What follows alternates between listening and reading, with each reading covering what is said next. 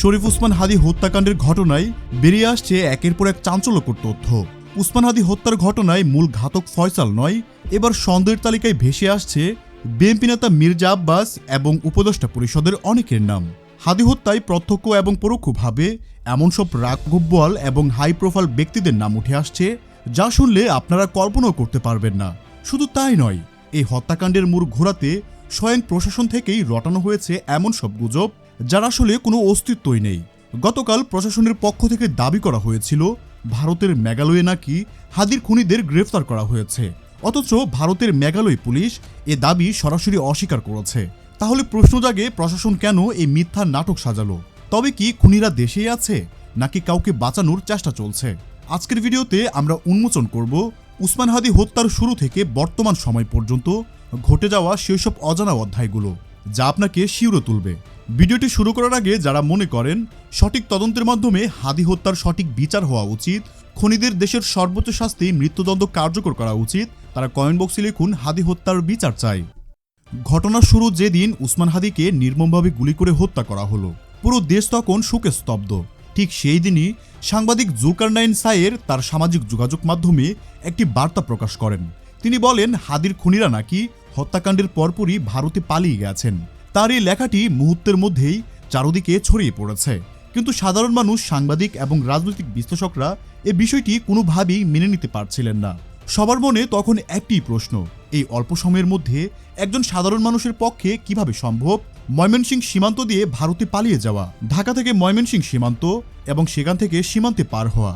এটা তো কোনো ছেলে খেলা নয়। হত্যাকাণ্ডের মাত্র কয়েক ঘন্টার মধ্যে এত দীর্ঘপথ পাড়ি দেওয়া কোনোভাবেই বাস্তবসম্মত বিষয় নয়। ফলে জুলকারনাইন সাইনের এই দাবিকে অনেকেই সন্দেহের চোখে দেখতে শুরু করেছে। সাধারণ জনগণ বুঝতে পেরেছেন এখানে হয়তো একটি বড় ঘাবলা আছে যা মানুষকে ভুল পথে পরিচালিত করার চেষ্টা করছে। এরপর আমরা দেখলাম পুলিশি তৎপরতা। পুলিশ একের পর এক এই হত্যাকাণ্ডের সাথে জড়িত সন্দেহভাজনদের গ্রেফতার করতে শুরু করে, কিন্তু মূল আসামি অর্থাৎ যে গুলি চালিয়েছিল সে ফয়সাল করিম মাসুদ তখনও ধরাছোঁয়ার বাইরে। তাকে না পেয়ে পুলিশ তার বাবা মা, স্ত্রী এবং শালক সহ পরিবারের সকল সদস্যদের গ্রেফতার করতে থাকে। প্রশাসনের এই অতি তৎপরতা দেখে মনে হচ্ছিল তারা মূল আসামিকে ধরার জন্য মরিয়া হয়ে আছে। কিন্তু হঠাৎ করেই জনমনে গুঞ্জন উঠল শুটার ফয়সাল আসলে ভারতে পালিয়ে যায়নি, সে বাংলাদেশেই আত্মগোপন করে আছেন। আর তাকে নিরাপদে রাখার জন্যই হয়তো ভারতে পালায়নের এই নাটকটি সাজানো হয়েছে। ঘটনার মোড় নেই তখন যখন আরেকটি বিষয় মানুষের মুখে মুখে ছড়িয়ে পড়ে। শোনা যায় শুটার ফয়সাল এই একটি হত্যাকাণ্ডের জন্য 127 কোটি টাকা পেয়েছে। টাকার অঙ্কটা শুনলে যে কারোরও চোখ কপালে উঠতে বাধ্য হবে। কিন্তু প্রশ্ন হলো, এত বিশাল অঙ্কের টাকা কে দিল কিংবা কেন দিল? তখনই অভিযোগের তীর সরাসরি গিয়ে পড়ে বিএনপির নেতা মির্জা আব্বাসের দিকে। এর পিছনে একটি শক্তিশালী কারণও রয়েছে। আপনারা জানেন মির্জা আব্বাস এবং নিহত উসমান হাদি একই নির্বাচনী আসন থেকে প্রতিদ্বন্দ্বিতা করছিলেন।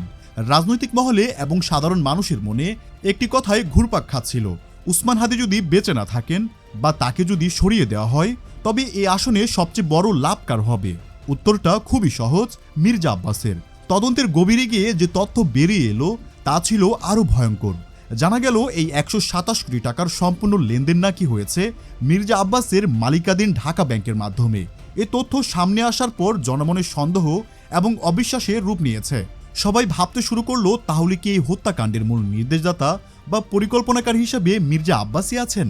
নিজের পথের কাটা সরাতে কি এত বড় অঙ্কের টাকার খেলা হলো? পরিস্থিতি যখন টানটান উত্তেজনার, ঠিক তখনই দেশের রাজনীতিতে ঘটে গেল আরেকটি বড় ঘটনা। হাদি হত্যার বিচার এবং তদন্ত যখন তুঙ্গে, ঠিক সেই সময় বিএনপির নেতা জনাব তারেক রহমান দেশে ফিরে এলেন। তার দেশে ফেরার পর সাধারণ মানুষ আশা করছিলেন এবার হয়তো ন্যায় বিচার প্রতিষ্ঠা হবে। কিন্তু অদ্ভুত কারণে হাদি হত্যার সমস্ত তদন্ত যেন থমকে গেল। তদন্তের গতি ঘুরে গেল অন্যদিকে। সবচেয়ে অবাক করা বিষয় হলো দেশের মূলধারার সংবাদ মাধ্যমগুলোর ভূমিকা। যে সংবাদ মাধ্যমগুলো আগে হাদি হত্যা নিয়ে সরব ছিল, তারা হঠাৎ করেই মুখে যেন কুলু পাটল। হাদি হত্যার খবর বা তদন্তের অগ্রগতি নিয়ে আর কোনো তুলকালাম দেখা গেল না। কোনো জোরালো প্রতিবেদন নেই, কোনো আলোচনা নেই। যেন উপর মহলের কোনো অদৃশ্য ইশারায় সবাই চুপ হয়ে গেছেন। তখন দেশের সাধারণ মানুষ এবং সচেতন নাগরিকরা ভাবতে শুরু করলেন, তাহলে কি হাদি হত্যার সঠিক বিচার পাওয়া যাবে না, নাকি রাজনৈতিক সমঝোতার আড়ালে এর রক্তের দাগ মুছে ফেলা হবে? অনেকের মনে ধারণা জন্মালো এই হত্যাকাণ্ডের সাথে পরোক্ষভাবে প্রশাসনও যুক্ত। প্রশাসন যদি যুক্ত না থাকে তবে তারা কেন সঠিক পদক্ষেপ নিতে পারছে না, কেন তদন্তের গতি কমিয়ে দেওয়া হলো, এই গড়িমসি দেখে মানুষের মনে খুব বাড়তে শুরু করলো। দেশে যখন বিচারহীনতার এমন সংস্কৃতি চলছে, তখন বিদেশের মাটিতে থাকা বাংলাদেশের রেমিটেন্স যোদ্ধারা আর চুপ করে থাকলেন না। উসমান হাদির হত্যার বিচার না হওয়া এবং প্রশাসনের টালবাহানা দেখে তারা প্রচণ্ডভাবে ক্ষুব্ধ হলেন। প্রবাসীরা পরিষ্কারভাবে জানিয়ে দিলেন, যদি হাদি হত্যার সুষ্ঠু বিচার না হয় তবে তারা দেশে টাকা পাঠানো বন্ধ করে দেবে, যাকে আমরা অর্থনৈতিক ভাষায় রেমিটেন্স শাটডাউন বা প্রবাসী আয় বন্ধের ঘোষণা বলছি। আমি সোমবার রাত 12টার মধ্যে যদি হাদির খুনি গ্রেফতার না হয়, আমি সহ সারা পৃথিবীর সকল প্রবাসী রেমিটেন্স শাটডাউন করবে। দরকার প্রয়োজনে হুমকিতে পাঠাবো। আগামী 72 ঘন্টা সময়, আগামী 72 ঘন্টা। হাদি ভাইয়ের বিচার না হলে রেমিটেন্স শাটডাউন। প্রবাসীদের এই ঘোষণা সরকারের জন্য ছিল একটি বিশাল ধাক্কা, কারণ দেশের অর্থনীতির চাকা সচল রাখতে প্রবাসীদের পাঠানোর টাকার গুরুত্ব অপরিসীম। তাদের এই কঠোর ঘোষণার পরপরই প্রশাসন একটু নড়েচড়ে বসল। বোঝা গেল সাধারণ মানুষের ক্ষোভের চেয়ে অর্থনীতির উপর আঘাত আসায় তারা বিচলিত হয়ে পড়েছে। আর এই চাপ সামলাতেই হয়তো শুরু হয় আরেকটি নতুন নাটক। প্রবাসীদের টাকা পাঠানো বন্ধের ঘোষণার ঠিক পরপরই, অর্থাৎ গতকাল বিকালে প্রশাসনের পক্ষ থেকে হঠাৎ করেই একটি সুসংবাদ দেওয়া হয়।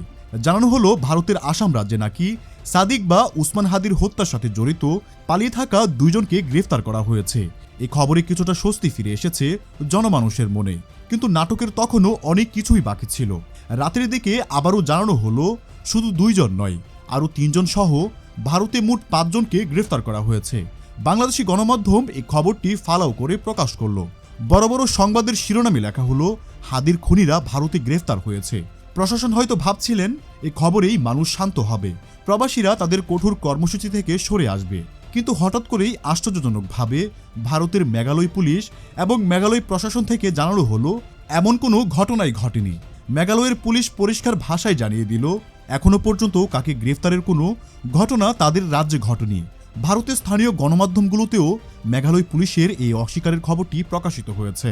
ভারতের গণমাধ্যমে প্রকাশিত এই সংবাদটি দেখার পর পুরো বাংলাদেশ জুড়ে এখন তীব্র আলোচনা সমালোচনা তৈরি হয়েছে। প্রশাসন আসলে এখানে কি বোঝাতে চাইছে? ভারতে গ্রেফতার হয়েছে বলে মিথ্যা সংবাদ প্রচার করে তারা কি বাংলাদেশের উত্তপ্ত পরিস্থিতি শান্ত করতে চাচ্ছে? বিষয়টি এখন আর শুধু একটি হত্যাকাণ্ডের মধ্যেই সীমাবদ্ধ নেই, এর সাথে জড়িয়ে আছে মিথ্যাচার, রাজনৈতিক চক্রান্ত এবং প্রশাসনিক ব্যর্থতার একটি কালো অধ্যায়। যদি খুনিরা ভারতে গ্রেফতার না হয়ে থাকেন তবে তারা কোথায়, আর প্রশাসনই কেন এত বড় মিথ্যা কথা বলল? উসমান হাদির রক্ত কি তবে বৃথা যাবে? 127 কোটি টাকার উৎস কি? মির্জা আব্বাসের সংশ্লিষ্টতা এবং প্রশাসনের এই লুকোচুরি, সব মিলিয়ে এই ধোঁয়াশাপূর্ণ পরিস্থিতি তৈরি হয়েছে। দর্শক, আপনারা কি মনে করছেন? এই নাটকের শেষ কোথায়? আমাদের কি বোকা বানানো হচ্ছে? আপনাদের মূল্যবান মতামত আপনি চাইলেই আমাদের কমেন্ট করে জানিয়ে দিতে পারেন। আমি বিচার চাইবো না, আমি যাদের কাছে বিচার চাইবো তারা ফ্যাসিস্টের দোসর। হাদি ভাই কবরে আছে, যারা হাদি ভাইয়ের হত্যার সাথে পরোক্ষভাবে জড়িত তারা বড় বড় চেয়ারে বসে আছে।